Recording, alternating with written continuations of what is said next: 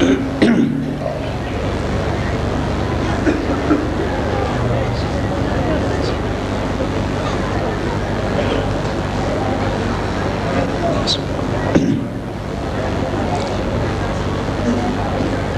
شاء اللہ لا حول ولا قوة الا باللہ العلی العظیم حسبنا اللہ ونعم الوکیل نعم المولا ونعم النصیر اعوذ باللہ من الشیطان اللعین الرجیم بسم اللہ الرحمن الرحیم الحمد للہ رب العالمین بارئ الخلائق اجمعین باعث الانبیاء والمرسلین الصلاة والسلام والتحیۃ والاکرام علی بشیر النذیر سراج منیر شفیع المذنبین المخاطب بطہ ویاسین الرسول المسدد والنبی المؤید والمصطفى الأمجد مولانا وسيدنا وشفينا إن شاء الله أبي القاسم محمد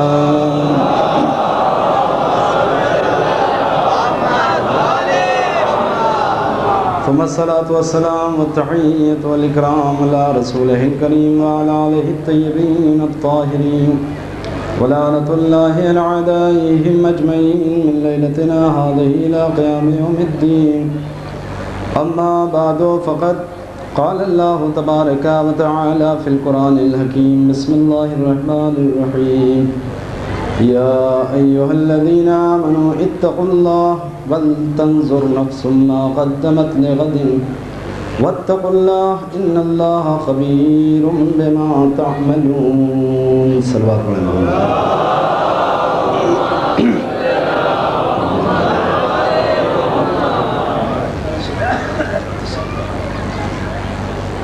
ایک مرتبہ اور صلوات پڑھیں محمد والا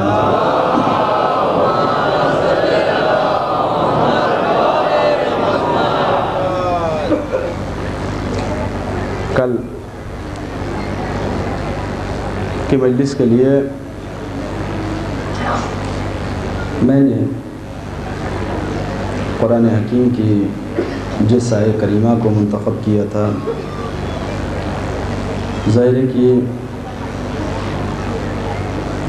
کچھ باتیں بیچ میں آ گئی تھیں اور پوری آیہ کریمہ کا ترجمہ بھی نہیں ہو پایا تھا اور آیت کے صرف پہلے فقرے اور پہلے لفظ کے اوپر پوری مجلس تھی اگر آپ کے ذہن میں ہو اسی آیت کو میں نے اس وقت پھر اپنی مجلس کا عنوان قرار دیا ہے اور چند باتیں اس سلسلے میں بہت ہی محدود اور مخصوص وقت کے اندر آپ حضرات کے اذہان تک منتقل کرنا ہے۔ ظاہر ہے کہ قرآن حکیم کی آیہ کریمہ موضوع سخن ہے اور یہ بات بہرحال واضح ہے کہ آسمانی کتابوں میں جو مرتبہ اور جو مقام اور جو حیثیت قرآن حکیم کو حاصل ہے وہ کسی دوسری کتاب کو حاصل نہیں ہے۔ چنانچہ آپ یہ دیکھیں کہ توریت، زبور، انجیل یہ سب معجزہ بن کر کے نازل نہیں ہوئی۔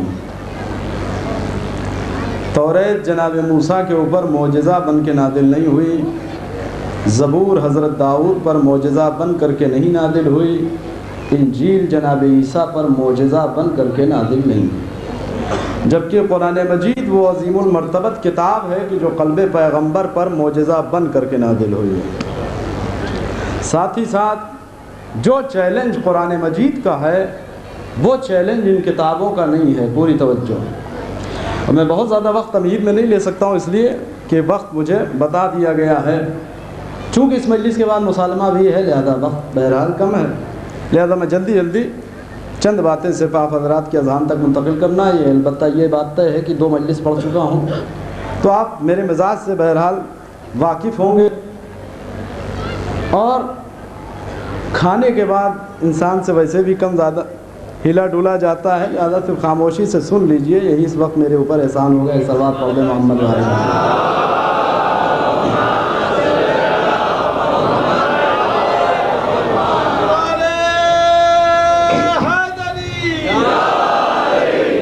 تو جو چیلنج قرآن مجید کا ہے وہ ان کتابوں میں سے کسی کتاب کا نہیں ہے۔ توریت نے یہ کبھی نہیں کہا کہ اگر تم اسے اللہ کی کتاب نہیں سمجھتے ہو تو اس کے جیسے کوئی سورہ بنا کے لاؤ۔ انجیل نے یہ دعویٰ کبھی نہیں کیا کہ اگر تم اسے اللہ کی کتاب نہیں مانتے ہو تو اس جیسی کوئی آیت لے کر کے آؤ۔ پوری توجہ رکھیے گا عزیزو۔ زبور نے کہیں یہ چیلنج نہیں کیا کہ اگر یہ اللہ کی کتاب نہیں ہے تو اس کے جیسی کوئی کتاب لے کر کے آؤ، جبکہ قرآن مجید ببانگ دوہل یہ اعلان کر رہا ہے فاتو بسورۃ من مثلہ، اگر اسے اللہ کی کتاب نہیں سمجھتے تو کوئی ایک آیت کا جواب لے کر کے آؤ۔ پوری توجہ۔ تو جو چیلنج قرآن مجید کا ہے وہ ان میں سے کسی کتاب کا نہیں، اور خود اللہ نے بھی ان ساری کتابوں میں سے قرآن کے علاوہ کسی کتاب کی حفاظت کی ذمہ داری اپنے اوپر نہیں لی۔ پوری توجہ رکھیے گا۔ نہ تو توریت کے لیے اللہ نے یہ کہا کہ اس کو ہم نے نازل کیا، حالانکہ خدا کی جانب سے آئی، مگر یہ اعلان نہیں کیا گیا کہ ہم اس کی حفاظت کرنے والے ہیں۔ نہ تو زبور کے لیے یہ اعلان کیا گیا کہ ہم اس کی حفاظت کرنے والے ہیں۔ پوری توجہ عزیزو۔ نہ تو انجیل کے لیے یہ اعلان ہوا کہ ہم اس کی حفاظت کرنے والے ہیں، جبکہ قرآن کے سلسلے میں یہ اعلان ہو رہا ہے انا نحن نزلنا الذکر وانا لہ لحافظون، اس ذکر کو ہم ہی نے نازل کیا ہے، ہم ہی اس کی حفاظت کرنے والے ہیں۔ اور یہی وجہ ہے کہ آج باقی ساری کتابیں اپنی اپنی اصلی حالت پر باقی نہیں ہیں۔ آج قرآن کے علاوہ کوئی کتاب اپنی اصلی حالت پر باقی نہیں ہے۔ زبور ہے مگر زبور کیسی ہے کسی کو نہیں پتا۔ توریت ہے مگر توریت واقعاً کیسی تھی کوئی نہیں جانتا۔ انجیل موجود ہے مگر واقعاً اللہ کی جانب سے کتنی آیتیں ہیں، لوگوں کی جانب سے اس میں کتنی کمی اور زیادتی کی گئی ہے یہ ہم نہیں جانتے ہیں۔ اگر خود قرآن نے ان کتابوں کی تصدیق نہ کرتی ہوتی تو ہم موجودہ توریت اور انجیل کو دیکھ کر کے اسے آسمانی کتاب کہہ نہیں سکتے تھے۔ پوری توجہ دیجیے۔ چونکہ قرآن نے تصدیق کی ہے لہذا ہم مانتے ہیں کہ اللہ کی کتاب ہے۔ پوری توجہ عزیزو۔ اور خود ان کتابوں کے درمیان بڑا اختلاف پایا جاتا ہے۔ آپ دیکھ لیجئے کہ انجیل آج اناجیل اربعہ میں تقسیم ہو گئی ہے۔ خط تمہید عزیزو، خود انجیل آج اناجیل اربعہ میں تقسیم ہو گئی، مطلب 4 انجیلوں میں بٹ گئی ہے۔ پوری توجہ رکھیے گا عزیزو، 4 انجیلوں میں بٹ گئی ہے۔ لوقا کی انجیل الگ ہے، یوحنا کی انجیل الگ ہے، متی کی انجیل الگ ہے۔ کون سی اصلی انجیل ہے پتہ نہیں۔ ہر ایک کا دعویٰ یہ ہے کہ ہماری والی انجیل اصلی ہے۔ ہر ایک یہ چیلنج کر رہا ہے کہ ہماری والی انجیل اصلی، ورنہ واقعاً اصل میں کون سی اللہ والی ہے یہ خبر نہیں ہے۔ حقانیت قرآن کو آپ پہچانیے کہ عیسائی مذہب اتنا نہیں بٹا، عیسائی فرقے اتنے نہیں بٹے، مگر کتاب 4 ہو گئی۔ اسلام میں 73 فرقے ہیں، قرآن ایک ہے۔ ایک سلوات پڑھیں محمد والے محمد۔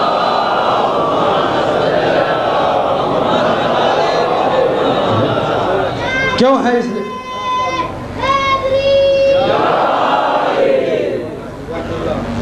اللہ یہ کہہ رہا ہے انا نحن نزلنا الذکر، ہم نے نازل کیا، ہم حفاظت کریں گے۔ آپ دیکھیے کہ عیسائی فرقہ تقسیم نہیں ہے، عیسائیت میں کوئی فرقہ نہیں، مگر خود کتاب 4 حصوں میں بٹ گئی۔ کمال ہے یہ حقانیت قرآن کا عزیزو کہ اسلام میں 73 فرقے ہوئے، قرآن نہیں بٹا۔ قرآن آج بھی ایک، تو قرآن میں ہر چیز موجود، تو قرآن اعلان کر رہا ہے یا ایھا الذین آمنوا، اے صاحبان ایمان۔ اور صرف اتنے سے فقرے پہ کل گفتگو آپ کے سامنے ہوئی تھی۔ پوری توجہ دیجو۔ اب اگلا فقرہ آ رہا ہے، کیا کریں صاحبان ایمان، پروردگار کیا کریں؟ کہ یا ایھا الذین آمنوا، اے صاحبان ایمان۔ پہلا کام اتقوا اللہ، اللہ کا تقوی اختیار کرو۔ اب کیا کریں؟ آیت اور آگے بڑھی، وَلْتَنْظُرْ نَفْسٌ مَا قَدَّمَتْ لِغَدٍ، مومن ہو گئے، اللہ کا تقوی اختیار کرو۔ اب کیا کریں؟ کہ تم میں سے ہر انسان کی ذمہ داری یہ ہے کہ خوب اچھی طرح سے یہ چیک کر لے کہ اس نے قیامت کے لیے کیا کیا بھیجا ہے۔ میں قرآن پڑھ رہا ہوں عزیزو، یہ قرآن ایسا تو نہیں کہ ہمارے لیے نہیں ہے۔ میں نے یہ بات واضح کر دی آپ کے سامنے کہ فرقے بھلے بڑھ گئے ہوں مگر قرآن سب کے عام موجود ہے۔ صلوات پڑھیں محمد والے احمد کے اوپر۔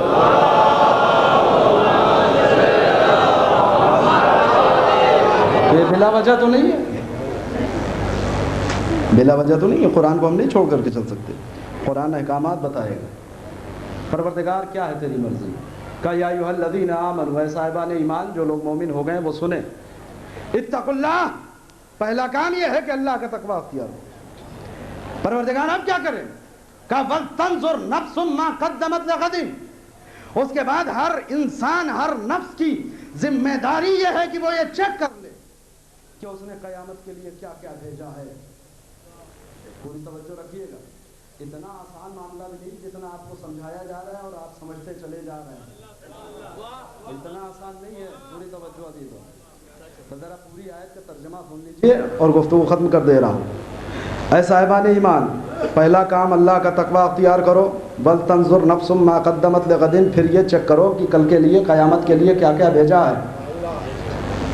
مولا علی کہتے ہیں حاسبوا قبل ان تحاسب، اپنا حساب خود کر لو قبل اس کے کہ تم سے حساب لیا جائے۔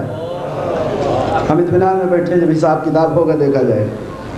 حدیث کا اگلا فقرہ، صلو قبل ان تصلی، نماز پڑھو قبل اس کے کہ تمہاری نماز پڑھی جائے۔ بہت تفصیل طلب ہے یہ گفتگو، مگر میں نے صرف حساب، تو قرآن بھی کہہ رہا ہے اور حدیث معصوم بھی کہہ رہی ہے، مولا علی بھی کہہ رہے ہیں کہ چیک کر لو، حساب کتاب اپنا دنیا جانے سے پہلے خود ہی کر لو۔ تو اب مجمع آ چکا ہے، لہذا میں گفتگو شروع کر رہا ہوں۔ ایک لفظ قرآن نے استعمال کیا ہے، صرف لفظی بحث ہے آیتوں میں 2 جگہوں کے اوپر، اور گفتگو اختتام کی منزل پہ دی ہو۔ قرآن کیا کہہ رہا ہے؟ دیکھیے، تقویٰ تو سب جانتا ہے، اس پہ رک کر کے اور ٹھہر کر کے گفتگو کرنے کا محل نہیں ہے، وقت نہیں ہے۔ اللہ کا تقویٰ مطلب خوف پروردگار، اللہ سے ڈرتے رہنا، اپنے آپ کو گناہوں سے بچانا، مختصر اس سے زیادہ تقویٰ اور کچھ نہیں ہے۔ تو قرآن نے پہلا کام کیا بتایا؟ یہی 3 کام بتائیں۔ اگر مومن ہو گئے ہو تو پہلا کام یہ ہے اتقوا اللہ، اللہ کا تقویٰ اختیار کرو۔ پروردگار متقی ہو گئے، اب کیا کریں؟ کہ بل تنظر نفس ما قدمت لغد، اب یہ چیک کرو کہ تم نے قیامت کے لیے کیا کیا بھیجا ہے۔ میں نے 3-4 مرتبہ ترجمہ کر دیا، مگر فقرہ بھی میں ہر بار پڑھ رہا ہوں۔ اگر آپ میرے ساتھ چل رہے ہوں تو آپ کے ذہن میں ایک سوال ضرور پیدا ہوگا، ظاہر ہے کہ بالکل نافہم مجمع تو نہیں ہے کہ صاحب آپ جو ٹکڑا پڑھ رہے ہیں اس میں کہیں قیامت کا لفظ تو نہیں آیا، یا آپ ترجمہ کہاں سے قیامت کا کر رہے ہیں؟ پھر سے پڑھتا ہوں، بل تنظر نفس ما قدمت لغد، ترجمہ میں نے کیا کیا؟ ہر انسان یہ چیک کرے کہ اس نے قیامت کے لیے کیا کیا بھیجا ہے۔ تو بل تنظر نفس ما قدمت لغد، کہیں آیا قیامت؟ قیامت کا نام آیا کہیں؟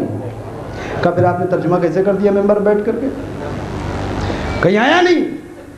کہ اصل میں جو یہ آخر میں لفظ غد ہے، پوری توجہ رکھیے گا، قرآن کی بلاغت، آخر میں جو لفظ غد آیا ہے اس کا مطلب ہے قیامت کا دن۔ اچھا، آپ کسی بھی زبان کا کوئی بھی ترجمہ کسی بھی مفسر کا دیکھ لیجئے، اس نے یہی ترجمہ کیا ہے جو میں آپ کے سامنے پیش کر رہا ہوں۔ ہر انسان یہ چیک کرے، پوری توجہ دی دو، کہ اس نے قیامت کے لیے کیا کیا بھیجا۔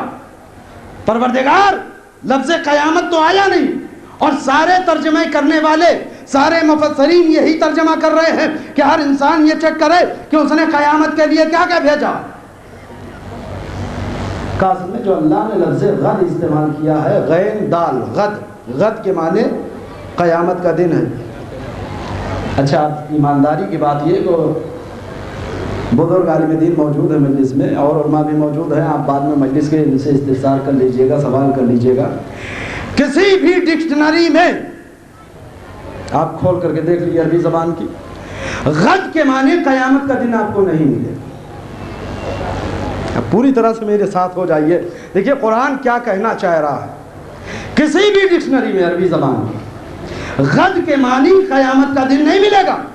اور اچھا پروردگار اگر اس کا مطلب قیامت ہی کا دن تھا تو سیدھے سیدھے لفظ قیامت کہہ دیتا، قباحت کون سی تھی؟ کیا لفظ قیامت عربی نہیں ہے؟ عربی ہی کا ورڈ ہے، اور قرآن میں جا بجا استعمال ہوا ہے۔ حد یہ ہے کہ ایک پورا سورہ ہی ہے جس کا نام سورہ قیامت ہے۔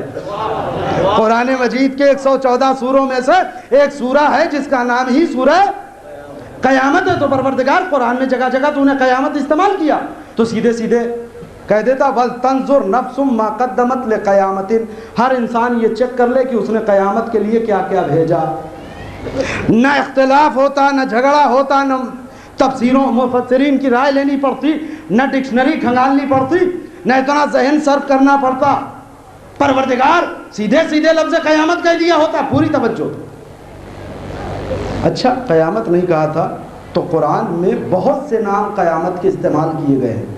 پوری توجہ۔ پہلی ہی سورہ قرآن مجید کا پہلا ہی سورہ پڑھتے ہیں نا آپ، الحمدللہ رب العالمین الرحمن الرحیم مالک، اگلا نام یوم الدین، کیا مطلب ہے اس کا؟ قیامت کا دن۔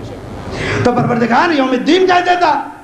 اچھا ایک نام اور قرآن مجید میں القاریہ، یہ بھی سورہ کا نام ہے۔ کیا ہے یہ؟ قاریہ مطلب قیامت کا دن۔ تو پروردگار اتنے نام موجود ہیں قیامت کے، اس میں سے کسی نام کو تو نے نہیں رکھا۔ پوری توجہ۔ ایک لفظ رکھا غد اور اس سے مراد لیا قیامت کا دن۔ پوری توجہ۔ اچھا پہلے یہ سمجھ لیے غد کا مطلب ہوتا کیا ہے۔ جب آپ ڈکشنری کھولیے گا تو غد کا معنی آپ کے سامنے جو آئے گا وہ ہے آنے والا کل۔ اب ذرا سا بلاغت قرآن کو محسوس کیجئے عزیز، تو انشاءاللہ آپ کو لطف آ جائے گا۔ غد کے معنی ہوتے ہیں عربی زبان میں آنے والا کل، یا ہماری اردو زبان، گجراتی زبان، یہ محدود زبان ہے عربی کے مقابلے میں۔ ہمارے پاس ایک لفظ کل ہے، مگر میں یہ کہوں اگر کہ کل میں کانوں در آیا تب بھی وہی لفظ کل۔ اگر یہ کہنا ہو کہ کل کانوں در سے چلا جاؤں گا تب بھی وہی لفظ کل ہے نا، مگر عربی کا دامن بہت زیادہ وسیع ہے۔ ذرا سا وقت بدلا، ذرا سا حالات بدلے تو عربی میں لفظ بدل جاتا ہے۔ پوری توجہ۔ میں بہت کوشش کر رہا ہوں کہ بالکل آسان کر کے آپ کے ذہن تک اتار دی جائے گفتگو۔ عربی زبان میں جو کل گزر چکا ہے اس کے لیے ہوتا ہے امس۔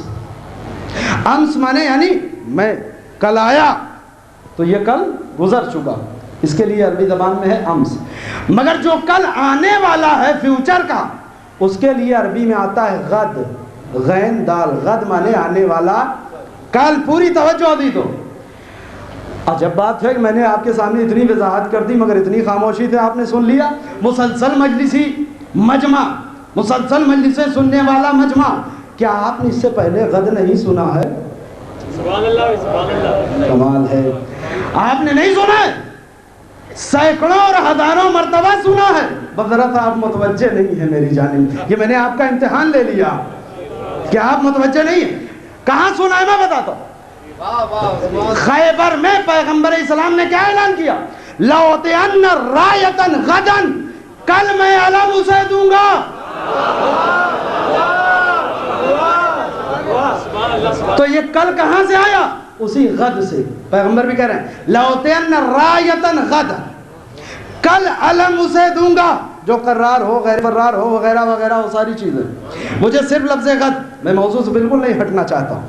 تو غد کا مطلب ہوتا ہے آنے والا کل۔ اب آئیے آیت کا ترجمہ کرتا ہوں۔ قرآن کیا کہہ رہا ہے؟ یا ایھا الذین آمنوا اتقوا اللہ، اے صاحبان ایمان اللہ کا تقوی اختیار کرو۔ بل تنظر نفس ما قدمت لغد، تو اب صحیح ترجمہ کیا ہوگا؟ ہر انسان یہ چیک کرے کہ اس نے کل کے لیے کیا کیا بھیجا۔ پوری توجہ رکھیے گا۔ صحیح ترجمہ کیا ہوا؟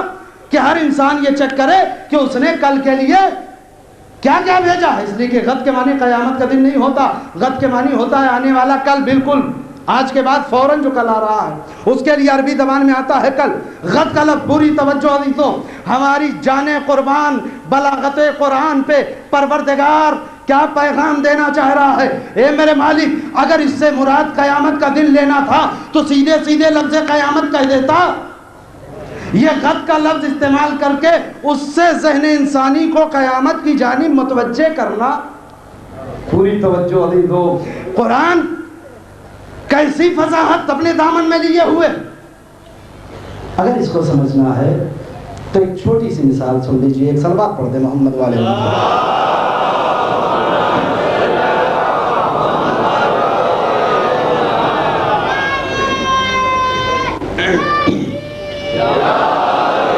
مگر ذرا پوری توجہ سے بہت زیادہ وقت میرے پاس نہیں ہے، یہ اطمینان میں رکھیے، جتنی دیر بیٹھے ذرا ذہن اپنا میرے ساتھ رکھیے۔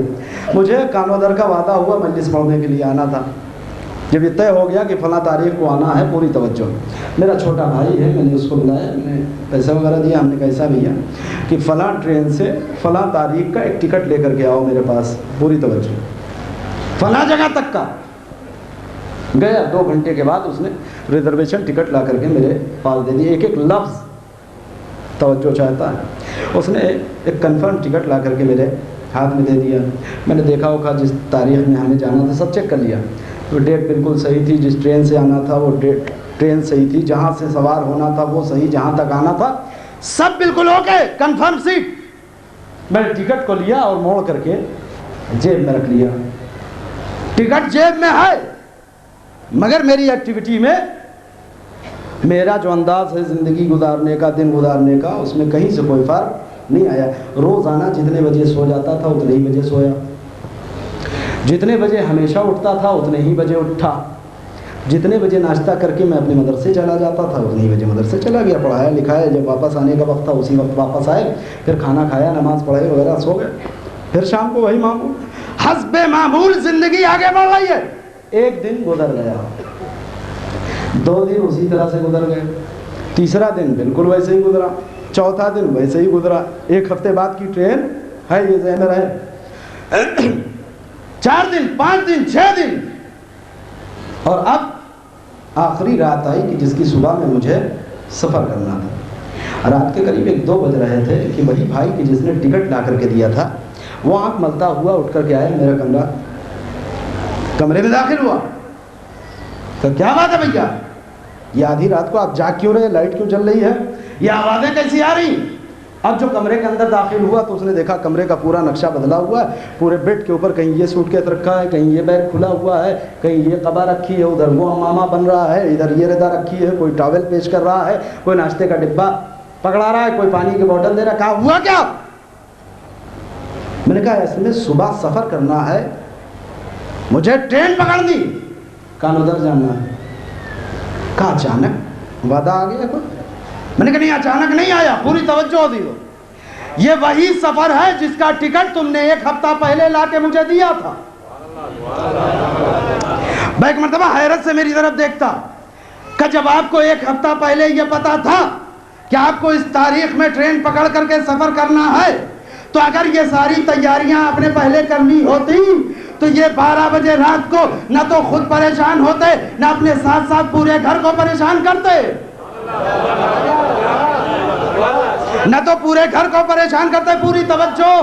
میں نے کہا بھیا اصل میں جس وقت ٹکٹ جیب میں آیا تھا ساتھ ساتھ ذہن میں ایک تصور یہ تھا کہ ابھی تو 1 ہفتے کا وقت ہے، اطمینان سے تیاری کر لیں گے۔ 1 دن گزرا کہ ابھی تو 5 دن ہے، تیاری ہو جائے گی، چاہے 1 دن اور گزرا، 4 دن بچا، اطمینان اطمینان اطمینان، مگر اب آخری رات آ گئی، اب کوئی دن نہیں ہے، کل سفر کرنا ہے۔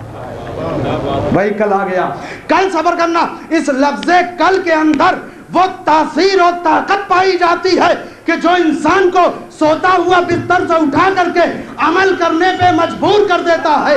اللہ یہی کہنا چاہتا ہے، دیکھو ہم لفظ قیامت کہہ سکتے تھے مگر یہ لفظ قیامت ہم نے آدم کے دور میں استعمال کیا، نوح کے دور میں استعمال کیا، ابراہیم کے دور میں استعمال کیا، موسیٰ عیسیٰ کے زمانے میں استعمال کیا۔ یہ لفظ قیامت سنتے سنتے ذہن انسانی اتنا عادی ہو گیا کہ جب لفظ قیامت بولا جاتا ہے انسان یہ سمجھتا ہے قیامت بہت دور ہے، اطمینان سے تیاری کر لیں گے۔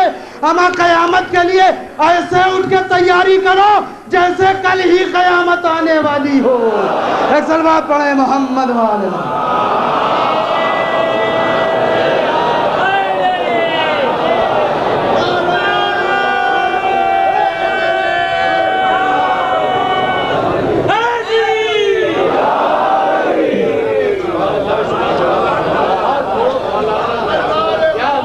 صلوات پڑھیں محمد والے۔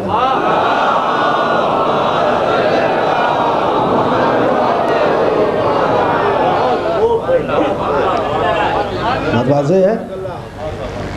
اچھا تو اتنی سی بات طے ہوگی، پروردگار کیوں غد کہہ رہا ہے قیامت کا لفظ ہوتے ہوئے؟ کیسا ذہن انسانی کو متوجہ کیا قرآن؟ تو ایک پہلا مطالبہ کیا تھا مومنوں سے؟ چونکہ آپ مومن ہیں لہذا سنانا تو آپ ہی کو پڑے گا ہی، اور آپ کو سننا پڑے گا. میں قطعی آپ کو سبز باغ دکھا کے یہاں تو نہیں جا سکتا ہوں. جو حقیقت ہے اس کا سامنا کرنا پڑے گا، اس لیے کہ قرآن ہمارا بھی ہے. یہ مطالبہ مومنوں سے، تو یہ طے ہو جائے کہ ہم مومن نہیں ہیں. قرآن کہہ رہے یا ایھا الذین آمنوا، اے مومنو، پہلا کام اللہ کا تقوی اختیار کرو. دوسرا کام پروردگار کر لیا تقوی اختیار. اب خوب اتنی ہی توجہ چاہیے آپ کی. پہلا کام کیا کریں؟ کہا اتقوا اللہ، اللہ کا تقوی اختیار کرو. یہ ایک ہی آیت ہے جو آگے بڑھ رہی ہے، 2-4 آیتیں نہیں ہیں. اب کیا کریں؟ کہا وَلْتَنْظُرْ نَفْسٌ مَا قَدَّمَتْ لِغَدٍ، تم میں سے ہر انسان یہ چیک کرے کہ اس نے کل کے لیے کیا کیا بھیجا. تو پروردگار ٹھیک ہے ہم نے کل کے لیے کچھ بھیجا، قیامت کے لیے بھیجا. یہ اتنا بڑا مجمع جو آیا ہے، یہ جب جانے لگے گا تو کیا یہاں کے جو ٹرسٹی یا منتظمین ہیں وہ کچھ ہر ایک کے جیب میں ڈالیں گے؟ صاحب آپ نے اتنی زحمت اٹھائی، 3 دن 4 دن پروگرام کیا، یہ لیجیے 1000 روپے رکھ لیجیے. آپ روزانہ نماز پڑھ کر کے مسجد سے نکلتے ہیں، کبھی دیکھا آپ کی جیب میں کتنے 100 روپے رکھا ہو؟ صاحب آپ نے اتنی محنت کی، آئے ہیں، وضو کیا، نماز پڑھی، لیجیے 50 روپے ہماری طرف سے. میں نے کہا آپ بیوقوف ہیں، کیوں آتے ہیں وقت برباد کرنے جب کچھ نہیں ملتا؟ کہا مولانا یہ سب کل کے لیے، یہ سب کل کے لیے ہے. کہا یہ مجلس کا کل کے لیے، یہ ہم نے مجلس کی، فرش ادا پہ آئے، میں نے پڑھا، آپ نے سنا، کہاں اس کا کل قیامت کے دن. پوری توجہ. تو یہ جتنی نیکیاں آپ کر رہے ہیں، یہ ساری نمازیں، روزہ، حج، زکوٰۃ، خمس، مجلس ذکر حسین، قصیدے، مرثیہ خوانی، سوز خوانی، یہ سب کیا ہے؟ کہ یہ سب کل کے لیے ہو رہا ہے. اسی آیت پہ عمل ہو رہا ہے، اسی آیت پہ عمل ہو رہا ہے. پروردگار ٹھیک ہے ہم نے مجلسیں کی، ہم نے روزے رکھے، ہم نے حج کیا، ہم زیارت حسین کو گئے، ہم نے ماتم کیا، ہم نے نیکیاں کی، سب کل کے لیے بھیجا. اب کوئی کام یہ بھی ہو گیا. پہلا کام کیا تھا؟ تقوی اختیار کریں، تقوی اختیار کر لیا. اب کیا کریں؟ کل کے لیے کچھ بھیج. ٹھیک ہے یہ سارے اعمال ہم نے بھیجے. پروردگار اب قرآن کہہ رہا ہے واتقوا اللہ، پھر تقوی اختیار کرو. لیکن پھر قرآن کی ایک عجیب بلاغت ہے عزیزو. پروردگار اب کیا کریں؟ کہ واتقوا اللہ، پھر تقوی اختیار کرو. عجیب بات ہے. دیکھیے قرآن کیا کہہ رہا ہے؟ پہلا مطالبہ تقوی اختیار کرو. ٹھیک ہے تقوی اختیار کر لیا. اب کا کل کے لیے کچھ بھیجو. ٹھیک ہے بھیج دیا. اب قرآن کہہ رہا ہے واتقوا اللہ، پھر تقوی اختیار کرو. بھئی یہ آخری ٹکڑا زحمت تمام آپ کی، انشاءاللہ جب بھی یاد آئے دعا دے دیجیے گا. یہ میری آخری مجلس ہے یہاں کی فی الحال. پروردگار جب ایک بار ایک انسان متقی بن گیا، تقوی اختیار کر لیا، اور تقوی اختیار کر کے اس نے کچھ عمل کیا، کل کے لیے بھیجا، تو اب پھر یہ کیا کہہ رہا ہے تو واتقوا اللہ. ایک چیز ہوتی ہے، مولانا موجود ہے یہاں، تحصیل حاصل. تحصیل حاصل کا مطلب ہوتا ہے کہ جو چیز آلریڈی موجود ہو، تحصیل حاصل باطل ہے. جو چیز آلریڈی موجود ہے اسی کے لیے کوشش کرنا یہ سراسر بے وقوفی ہے. مثال کے طور پہ بچہ آیا میرے پاس، ملاقات کی، صاحب سلامت ہوا. میں نے کہا بیٹا پڑھتے ہو؟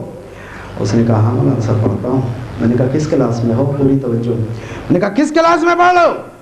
اس نے کہا مولانا اس سال سیکنڈ ایئر ہے، انٹر 12ویں کا پاس کیا میں نے. پوری توجہ دی. اس نے کہا اس سال 12ویں پاس کیا ہے انٹر. میں نے کہا ماشاءاللہ بڑی خوشی ہوئی، قوم کے بچے پڑھیں لکھیں ترقی کریں.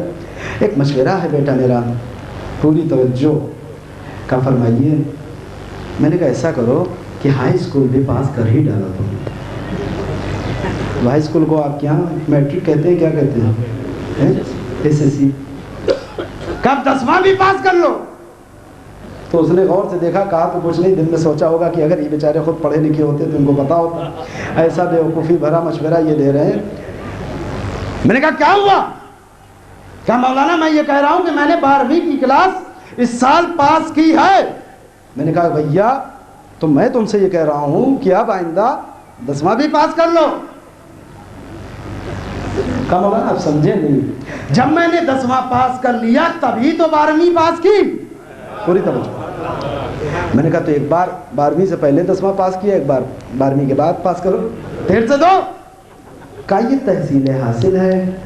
جو کام ہو چکا ہے آگے بڑھنا چاہیے، پوری توجہ، جو کام ہو چکا ہے اب دوبارہ ہائی اسکول پاس کرنا سراسر بیوقوفی ہے۔ مثلا آسان سی اور مثال ایک دے دیتا ہوں، صاحب کا مولانا دعا کیجئے گا میرے بچے کا امتحان ہو گیا، رزلٹ نکلنے والا، پاس ہو جائے اچھے نمبر سے۔ میں نے کہا ٹھیک ہے، نماز کے بعد دعا کرا دیا، سارے مومنین نے آمین کہا۔ مومنوں کی دعا اور دعا کے لیے ہے کہ 40 مومن کسی دعا کے لیے مل کر کے آمین کہہ دیں تو دعا حتماً قبول ہوتی ہے۔ یہ بیچ کی ایک بات ہے، موضوع کی نہیں۔ دعا قبول ہو گئی۔ صبح صبح مٹھائی لے کر کے آئے، کہا مولانا آپ سے دعا کرائی تھی، باقی رزلٹ ہے، بڑے اچھے نمبر سے پاس ہو گیا بچہ، شکریہ بہت بہت۔ ہی مٹھائی، خیر مٹھائی ہم نے کھائی۔ شام کو مغربین کی نماز کے بعد پھر میں نے ہاتھ اٹھایا کہ پروردگار فلاں صاحب کا بچہ اس نے امتحان دیا ہے، وہ اچھے نمبر سے پاس ہو جائے۔ اٹھ کر کے آئے بیچارے جلدی سے، کہا مولانا صبح مٹھائی تو پہنچایا تھا، آپ کو بتا تو دیا تھا کہ بچہ پاس ہو گیا ہے۔ ہم نے کہا بھیا تو آپ نے دعا کے لیے تو کہا تھا۔ کہا وہ تو کل کہا تھا۔ ہم نے کہا تو پھر کل بھی کرایا، آج بھی کرا دیا۔ کہا مگر اب وہ بچہ پاس ہو چکا۔ پوری توجہ، اس سے زیادہ آسان مثال نہیں ہو سکتی۔ وہ بچہ پاس ہو چکا۔ ہم نے کہا میں دعا کرنے میں کیا حرج ہے؟ کہا نہیں مگر یہ دعا تحصیل حاصل بن گئی، یہی دعا کل تک بہت اچھی تھی، مگر اب رزلٹ نکلنے کے بعد یہ دعا سراسر بے وقوفی ہے۔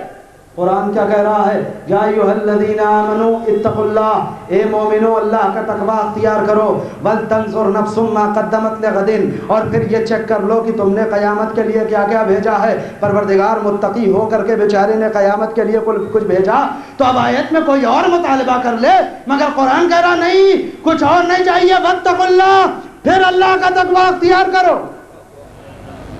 وہی بات ہے یا نہیں؟ بالکل۔ کیا ہے معاملہ پروردگار؟ اب اس کے لیے میں ایک پہلے والے میں مثال گڑھی تھی محنت کر کے میں نے، لیکن اب سچا واقعہ سناتا ہوں، بالکل آئینے کی طرح قرآن کا مفہوم آپ کے سامنے ہوگا، مجھے قطعی تشریح کرنے کی ضرورت نہیں پڑے گی انشاءاللہ، مگر بیداری کا ثبوت دیجئے ایک جاگتی ہوئی سلوات سے۔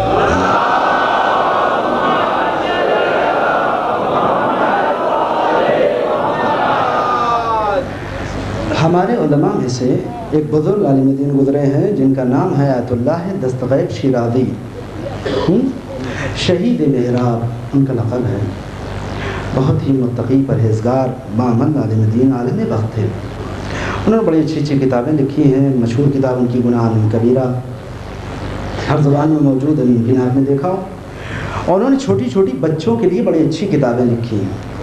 میرا مشورہ یہ ہے کہ جنہوں نے پڑھی ہے اور پڑھایا ہے اپنے بچوں کو وہ قابل مبارکباد ہیں، اور جنہوں نے نہیں پڑھی ہے اس کو بہرحال ہر زبان موجود ہے انشاءاللہ، ممکن ہے کہ وہ گجراتی زبان میں بھی ہوگی، ہندی میں ہے، اردو میں ہے، انگلش میں، جو زبان آپ جانتے ہیں اس زبان میں وہ کتابیں، سچے واقعات، سچی کہانیاں، حیرت انگیز واقعات، یہ سب گڑھی ہوئی باتیں اور روایتیں نہیں ہیں، سب واقعاً سچے قصے ہیں جو انہوں نے لکھا ہی اسی مقصد کے تحت ہے کہ بچے قصے کہانیاں پڑھتے ہیں کتابوں میں، یہ کتاب پڑھیں تاکہ چھوٹے چھوٹے سچے واقعات پڑھ کر کے ان کی کردار کو سنوارنے میں کافی مدد ملے گی، اس سے تربیت میں مدد ملے گی۔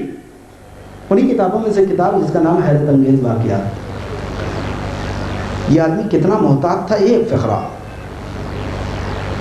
اگر کسی نے کوئی واقعہ بتا دیا، یہاں بیٹھے مثلا کسی نے کہہ دیا کہ صاحب صورت میں یہ واقعہ پیش آیا کسی کے ساتھ، تو ایسا نہیں کتاب لکھ رہے ہیں انہوں نے لکھ دیا، آپ نے بتا دیا انہوں نے لکھ دیا، مہوا میں یہ ہو گیا انہوں نے لکھ دیا، نہیں، اتنے محتاط کہ اگر کسی جگہ کا کوئی واقعہ سنتے تھے تو اس ضعیفی کے باوجود سفر کر کے وہاں تک جاتے تھے جس کے گھر کا، جس آدمی کے ساتھ واقعہ یا حادثہ ہوا ہوتا تھا، اس سے ملاقات کر کے خود اس کی زبان سے سچا واقعہ اور پوری لفظ بلفظ کہانی سننے کے بعد جب یقین اور اطمینان ہو جاتا تھا کہ صحیح بول رہا، تب اپنی کتاب میں لکھتے تھے۔ سوچئے ایک کتاب کو لکھنے میں اس آدمی نے کتنی محنت کی، اس کے باوجود ہم نہ پڑھیں۔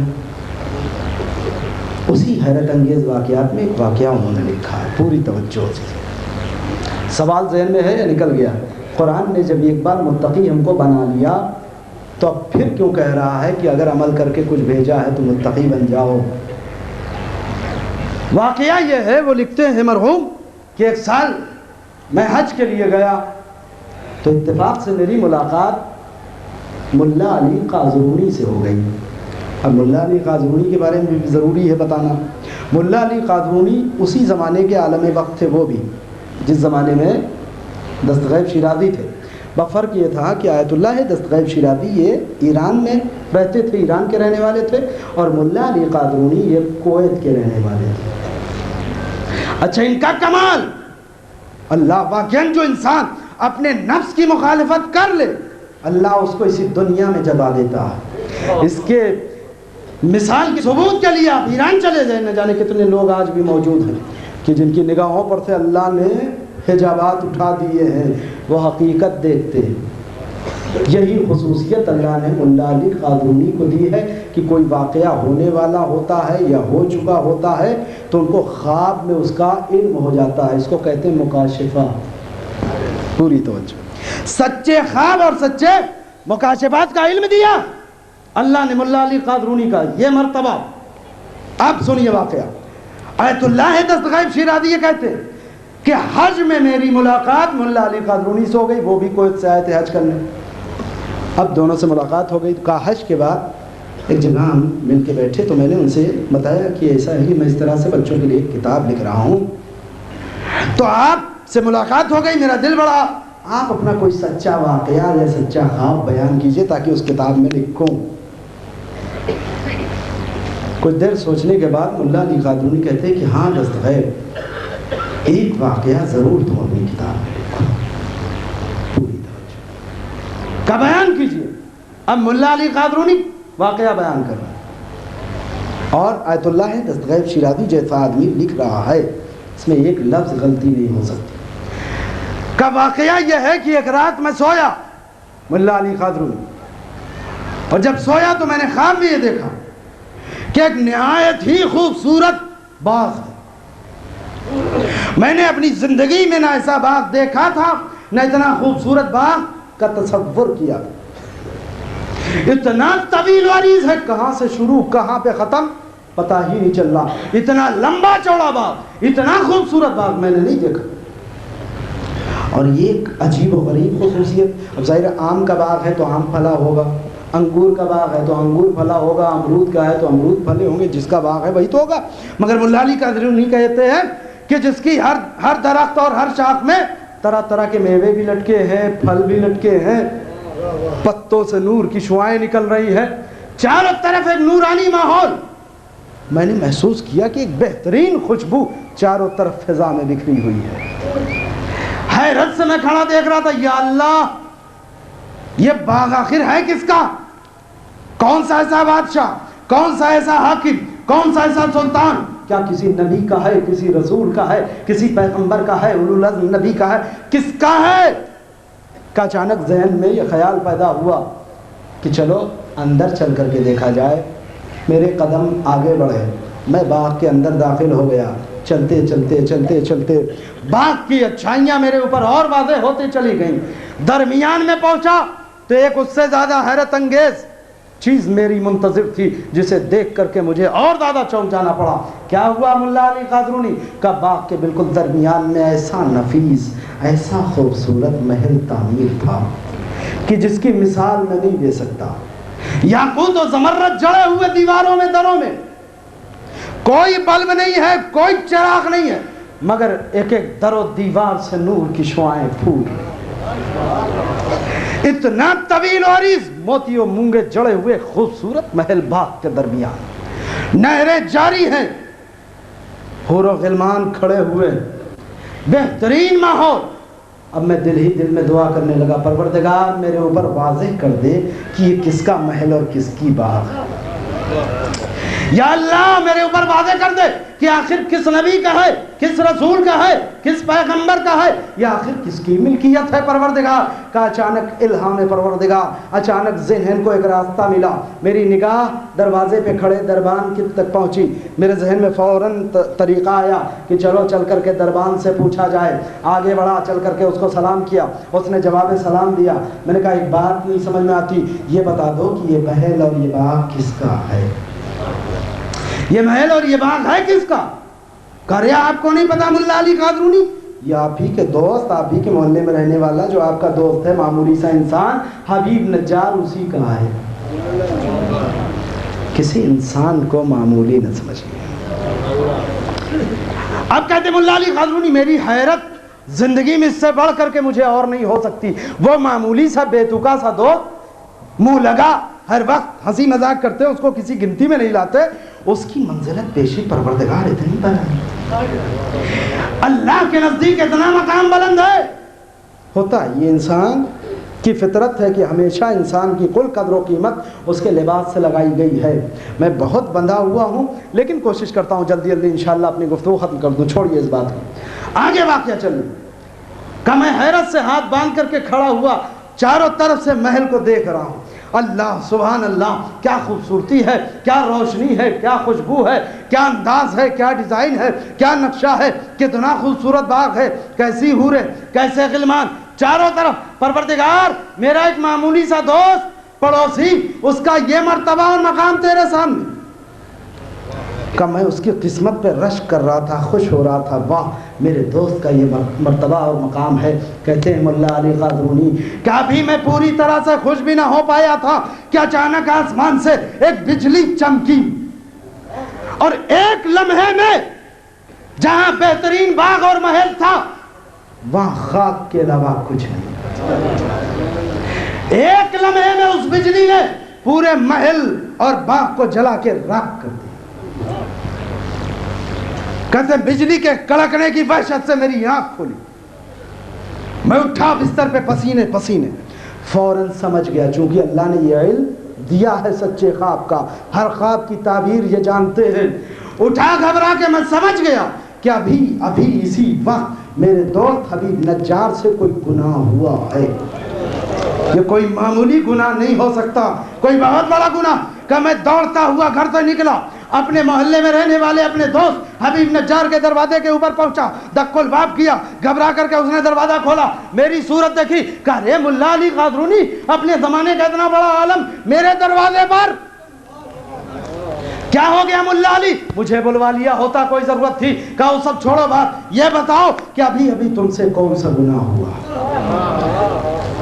کہا نہیں کوئی گناہ تو نہیں ہوا، میں تو سو رہا تھا، تم نے دق الباب کیا، میں نے اٹھ کر کے دروازہ کھولا، جہاں تک آواز جا رہی ہے فقرہ سنے، میں نے اٹھ کر کے دروازہ کھولا، میں تو سو رہا تھا۔ کہا نہیں تم جانتے خوب اچھی طرح سے کہ اللہ نے مجھے کون سا علم دیا ہے۔ کہا مگر ہوا کیا؟ کہا تم بتاؤ کون سا گناہ ہوا؟ کہ نہیں پہلے آپ بتائیے واقعہ کیا ہے؟ کہا میں نے خواب ابھی ایسا دیکھا، اس میں اتنا خوبصورت باغ دیکھا کہ ایسا باغ آج تک زندگی میں نہ دیکھا تھا، نہ تجھ سے بیان کر سکتا ہوں۔ باغ کے درمیان ایسا محل دیکھا کہ میں اس کی توصیف اور اس کی خوبصورتی تیرے سامنے بیان نہیں کر سکتا، کوئی انسان اس کا تصور نہیں کر سکتا۔ میں نے حور و غلمان کو دیکھا، بہترین پھل لٹکے ہوئے تھے، بہترین میوے لٹکے ہوئے تھے، نہریں جاری تھی، میں خوش ہو رہا تھا کہ اللہ یہ کس کا باغ ہے، یہ کس کا محل ہے، میرے اوپر واضح کر دے۔ جب میں نے اس دربان سے پوچھا تو اس نے یہ بتایا کہ آپ ہی کے دوست حبیب نجار کا یہ محل اور باغ ہے۔ میں تیری قسمت پہ کھڑا ہو کے خوش ہو رہا تھا کہ اچانک میں نے یہ دیکھا کہ آسمان سے ایک بجلی چمکی اور اس بجلی نے ایک لمحے میں تیرے اس باغ اور محل کو جلا کے خاک کر دیا۔ کہ میں فوراً یہ سمجھ گیا کہ ابھی تجھ سے کوئی بہت بڑا گناہ ہوا ہے۔ کان کھول کر کے یہ فقرہ سن لیجئے، روایت کا آخری واقعے کا آخری ٹکڑا۔ ایک مرتبہ جب یہ سن لیا تب احساس پیدا ہوا، ایک مرتبہ لرزنے لگے پاؤں، تھر تھرانے لگے ہاتھ، زبان لڑکھڑانے لگی، آنکھوں سے آنسو بہنے لگے، گر پڑے ملا علی قادرونی کے قدموں پہ حبیب نجار کا۔ ملا علی بہت بڑا گناہ ہو گیا، بہت بڑی غلطی ہو گئی۔ کیا ہوا؟ کہ تم تو جانتے ہو کہ میری ماں ضعیفہ ہے، تم تو جانتے ہو کہ میری ماں ضعیفہ ہے، کافی ایج ہو گئی، کافی عمر ہو گئی ہے، بات بے بات اکثر الجھ جاتی ہیں، کسی بات پہ کہا سنی ہو جاتی ہے، بلا وجہ ضد کرنے لگتی ہیں۔ اکثر ایسا ہوتا تھا کہ ماں سے کہا سنی ہو جاتی تھی، کسی بات پہ تکرار ہو جاتی تھی، مگر آج کسی بات کے اوپر ضد کر رہی تھی، تکرار اتنا بڑی کہ میرا ہاتھ میری ماں کے اوپر اٹھ گیا۔ یہ صرف ایک ہی مورد نہیں ہے، صرف مثال کے لیے میں نے ایک واقعہ چنا ہے تاکہ بات سمجھ میں آ جائے۔ عزیزو کہا کہ آج تکرار اس نوبت تک پہنچی کہ میرا ہاتھ میری ماں کے اوپر اٹھ گیا۔ بس جیسے یہ فقرہ سنا घबरा करके मुल्ला अली पीछे हटे। कहा हबीब नज्जार तुझे पता नहीं है कि तूने आज तक जितने अमाल करके अल्लाह के पास भेजे थे उनको कितना खूबसूरत तरीके से डिजाइन करके अल्लाह ने तेरे लिए एक बाग और महल तैयार किया था, मगर ये एक गुनाह जो तूने किया है इसकी एक चिंगारी ने तेरी वो सारी मंजिलत जो पेशे परवरदिगार थी उसे जला करके खाक कर दिया हमेशा के लिए। बैक मरतबा अज़ीज़ो आइए कुरान की आयत फिर से पढ़ता हूँ। कुरान क्या कह रहा है? या अय्युहल्लज़ीना आमनू इत्तक़ुल्लाह, ए साहिबान ईमान अल्लाह का तक़वा इख्तियार करो। वल तंजुर नफ्सुम मा क़द्दमत लिग़दिन, हर इंसान ये चेक करे कि उसने कल के लिए क्या क्या भेजा, और जैसे ही भेजवाया अल्लाह ने फौरन कहता है वत्तक़ुल्लाह, अगर कुछ भेजा है तो फिर तक़वा इख्तियार करो ताकि जो भेजा है उसे बर्बाद होने से बचा लो। एक सलवात पढ़े मोहम्मद वाले।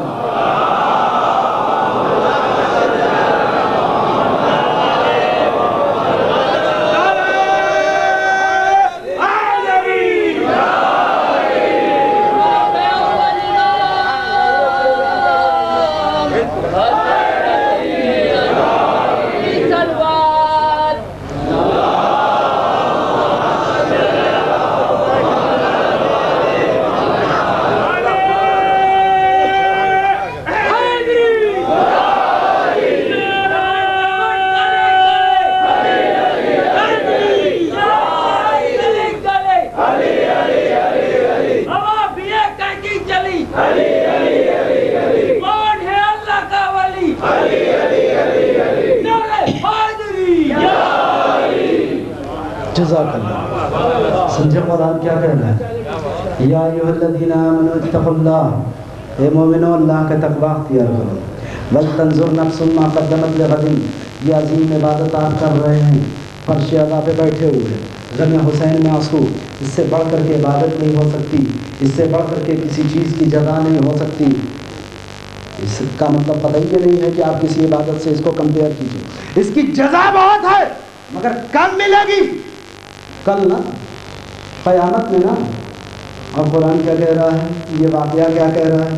किस इंसान के गुनाह कबीरा की एक चिंगारी सारी किए कराए पे पानी फेर सकती है। लिहाजा कुरान कह रहा है कि अगर कुछ अमल कर लिया है तो अब और ज़्यादा ज़रूरी हो गया कि मुत्तक़ी बने रहो, ताकि जो कुछ भेजा है वो बर्बाद न होने पाए। जल्दी जल्दी तस्दीक के लिए एक रवायत सुना करके आगे बढ़ जाऊं। अल्लामा मजलिसी अलैहि रहमा किताब बिहारुल अनवार बाबुल क़यामत इरशाद फरमाते हैं क़यामत का दिन वो दिन होगा कि जिस रोज़ हर इंसान के हाथों में उसका नामे आमाल दे दिया जाएगा। हर इंसान कांपते हुए लड़कते हुए हाथों से अपने नामे आमाल को देखेगा। एक इंसान आवाज़ लगाएगा, ए परवरदिगार ये मेरा नामे आमाल नहीं है।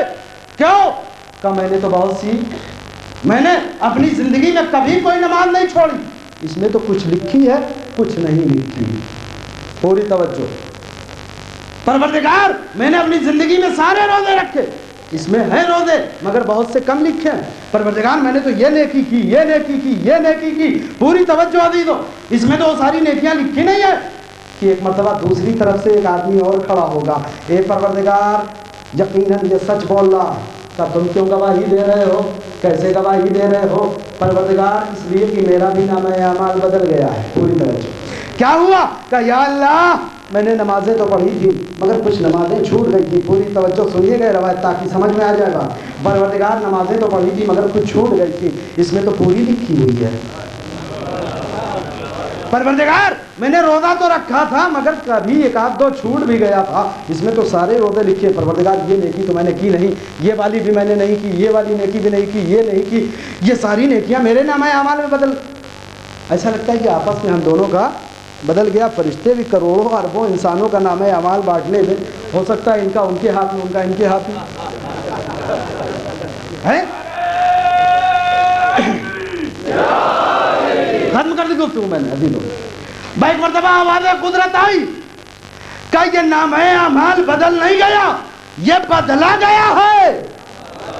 परवरदिगार तेरी बारगाह है अदालत में ये नामे आमाल क्यों बदल दिया गया? क्या तुमने पैगंबर की हदीस नहीं सुनी थी? किसी आलिम ने नहीं बताया था, किसी जाकिर ने कुछ काम की बात बताई थी کبھی یہ حدیث سنی تھی کہ پیغمبر نے صاف اعلان کر دیا تھا کہ اگر کوئی مومن کسی مومن کی غیبت کرتا ہے تو اس کی نیکی غیبت کرنے والے کے کھاتے میں، اس کا گناہ تمہارے نامہ اعمال میں۔ یقیناً تم نے پوری نماز پڑھی تھی، مانتا ہوں، مگر یہ بتاؤ اس کی غیبت کی تھی؟ اب سر کو جھکایا، ہاں پروردگار کی تو تھی، کا لہٰذا تیری کچھ نماز اس کے کھاتے میں، اس کے کچھ گناہ تیرے کھاتے میں۔ یقیناً تو نے پورا روزہ رکھا مگر فلاں مومن کے اوپر الزام لگایا تھا، بہتان لگایا تھا، ہاں پروردگار لگایا تو تھا، کا لہٰذا تیری کچھ نیکیاں اس کے کھاتے میں، اس کے کچھ گناہ تیرے کھاتے میں۔ پوری توجہ عزیزو، آئیے قرآن کی آیت کو ایک مرتبہ پھر پڑھتے ہیں۔ قرآن کہہ رہا ہے یا ایھا الذین آمنوا اتقوا اللہ، اے صاحبان ایمان اللہ کا تقوی اختیار کرو، ولتنظر نفس ما قدمت لغد، اور ہر انسان کی ذمہ داری یہ ہے کہ وہ کل کے لیے کچھ بھیجے۔ قرآن کہہ رہا ہے واتقوا اللہ، پھر تقوی اختیار کرو، مطلب سمجھے کہ جب کل کے لیے عمل کر کے کچھ بھیجا ہے تو اب پھر متقی بن کر کے بنے رہو، تاکہ جو کچھ بھیجا ہے وہ تمہارے ہی نامہ اعمال میں رہے۔ ایک صلوات پڑھے محمد والے۔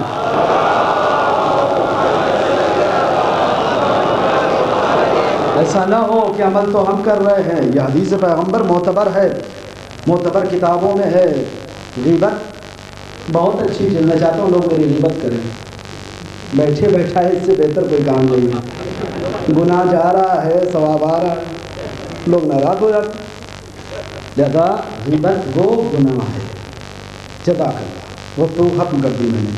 پروردگار آخر میں ایک قطرہ کہتا ہے اللہ خبیر بما تعملون، قطعی یہ دھوکے میں مت رہنا کہ اللہ کو کچھ خبر نہیں، جو کچھ کر رہے ہو سب میں دیکھ رہا ہوں۔ یہ جملہ بتا رہا ہے کہ بہت سختی سے حساب لیا جانے والا، کس سے؟ مومن سے۔ یہ بات بھی میں مانتا ہوں، قطعی کوئی مومن جہنم میں نہیں جاتا، مگر خود کیا آپ نے قبر کے عذاب کو بہت آسان سمجھا ہے؟ کیا برزخ کے عذاب کو بہت آسان سمجھا ہے؟ پوچھئے کہ کسی عالم دین سے، وقت میرا ختم ہو گیا، خود برزخ میں کیسے کیسے انسان گزرے گا۔ معصومین کی حدیث ہے انشاءاللہ ہم ضرور تمہیں بخشوائیں گے، مگر قبر و برزخ کا انتظام ضرور کر کے آنا۔ برزخ خود برداشت کرو، انشاءاللہ قیامت میں بخشش ہوگی۔ لہذا یہ سارے اعمال برزخ کے لیے۔ گفتگو ختم، التماس دعا آخر میں۔ عزیزو، قیامت کا دن وہ دن ہو کہ جب ہر انسان کے ہاتھوں میں اس کا نامہ اعمال اور ہر انسان کے سامنے اس کی پوری زندگی تحریر، سارا حساب کتاب ہو گیا کہ مرتبہ بےکاواز آئے کا سارا حساب کتاب ہو چکا۔ پوری توجہ دی، وقت کے اندر گفتگو ختم کر دی میں نے، اس سے مختصر مسائل کے تکرار نہیں ہو سکتے، تصور شرط ہے۔ اب ایک مرتبہ آواز قدرت میدان محشر میں جتنے لوگ مقتول ہیں، جتنے لوگ قتل کیے گئے ہیں، وہ سب ایک طرف ہو جائیں۔ آخری ٹکرا، جتنے لوگ دنیا میں قتل کیے گئے ہیں بلا وجہ، بے جرم و خطا، وہ سب ایک طرف آ جائیں۔ پورے میدان محشر کے مجمع میں سے جتنے مقتول ہوں گے وہ سب نکل کر کے دوسری صف میں کھڑے ہو جائیں گے۔ پروردگار کیا کرنا ہے کہ آپ تم میں سے ایک ایک آگے بڑھے، اس میدان محشر میں جو اس کا قاتل ہے، جس نے اس کے اوپر ظلم کیا ہے، اس کا ہاتھ پکڑ کر کے اس نور کے ستون کے پاس آئے اور میری بارگاہ میں ہاتھوں کو پھیلا کر کے فریاد کرے تاکہ میں اس کو اس کا حق دلاؤں، ظالم کو سزا دوں، اس کو اس کی جزا ملے۔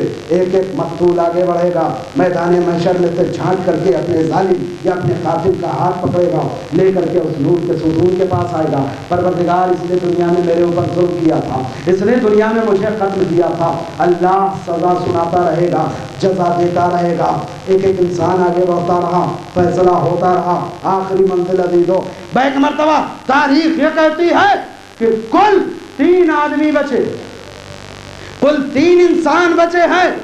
آواز قدرت آئے گی، آگے بڑھو مقتولین، تم بھی آگے آؤ، آ کر کے اللہ کی بارگاہ میں اپنے اپنے قاتل کا ہاتھ پکڑ کے فریاد کرو تاکہ تمہاری مظلومیت کی جزا دی جا سکے، تمہارے قاتل کو سزا دی جا سکے۔ بعد چیزوں اگر مومن ہے، محبت بھرا دل ہے، حسین کی محبت ہے، اولاد پیغمبر کی محبت ہے، تو بھائی فقرہ سن لو۔ تاریخ یہ کہتی ہے کہ وہ ننھا مقتول ایک مرتبہ آواز آئے گی، اے میرے مالک، اے میرے معبود، ارے میں کیسے اپنے قاتل کا ہاتھ پکڑ کر کے تیری بارگاہ میں پیش کروں؟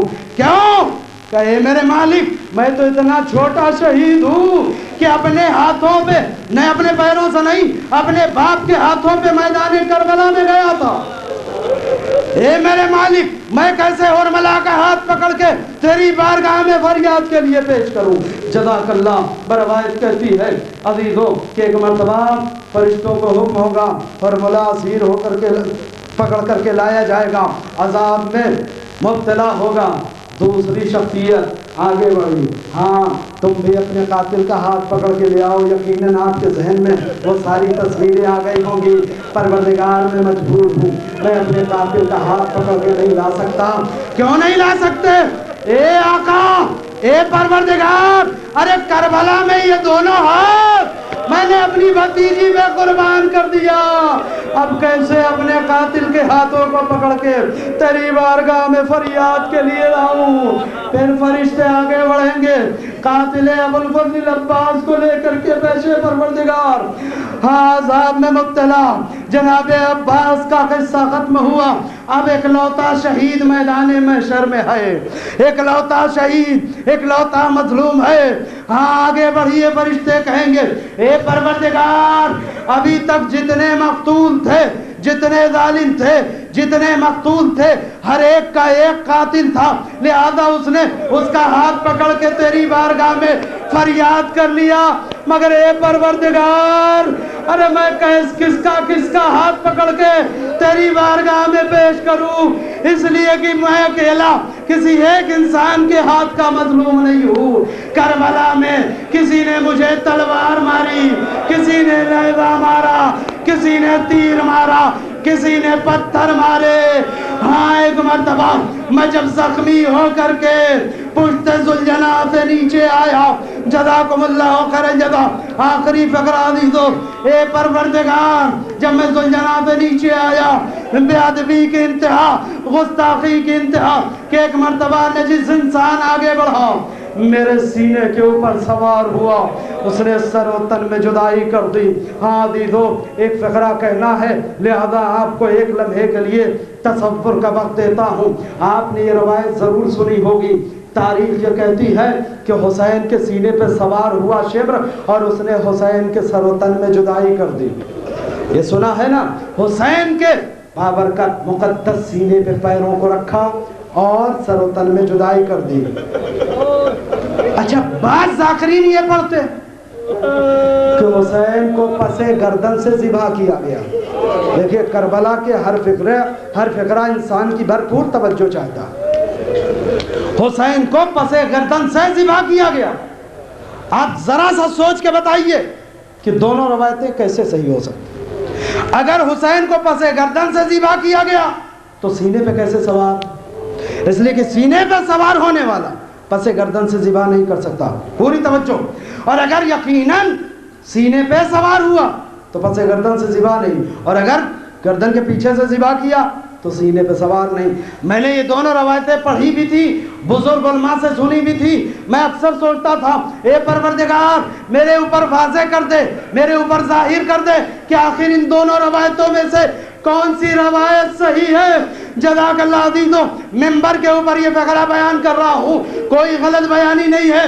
میں نے پروردگار سے بارہا دعا کی, اے میرے مالک میرے اوپر یہ راز کھول دے کہ آخر دونوں میں سے کون سی روایت صحیح ہے. اچانک پڑھتے پڑھتے کتاب ایک روز 20 سے صفحہ کھل گیا, میرا مقصد حل ہو گیا, سامنے اس کا راز موجود تھا. عزیزو ہوا کیا ہے کربلا میں بے فقرہ اور زحمت تمام. صاحب مالی ستین نے اس واقعے کا راز لکھا کہ اصل میں ہوا یہ کہ حسین جب پشت ذوالجناح سے گرے, پوری توجہ عزیزو, پشت ذوالجناح سے گرے تو ایک مرتبہ شمر کند خنجر لے کے آگے بڑھا, حسین کے سینے کے اوپر سوار ہو گیا اور اپنے خنجر سے حسین کے گلے کو کاٹنا شروع کیا. پوری توجہ عزیزو, خنجر چلتا رہا مگر گلے حسین کٹ نہیں رہا تھا. پریشان ہو گیا, کہتا ہے اے حسین تمہارا گلا کٹ کیوں نہیں رہا؟ بے فکر عزیزو, ایک مرتبہ امام کے لب ہی لے کہ اے شمر اگر صبح قیامت تک تو کوشش کرے تو یہ گلا نہیں کٹے گا. حسین کیوں؟ کہہ رہے یہ وہی جگہ ہے جہاں پیغمبر بوسہ دیتے تھے. ایک مرتبہ سینے سے اترا, حسین کو الٹا کیا, پسے گردن سے ذبح کیا، سر و تن میں جدائی ہو گئی، فضا میں ایک آواز گونجی، الا قتل الحسین بدر۔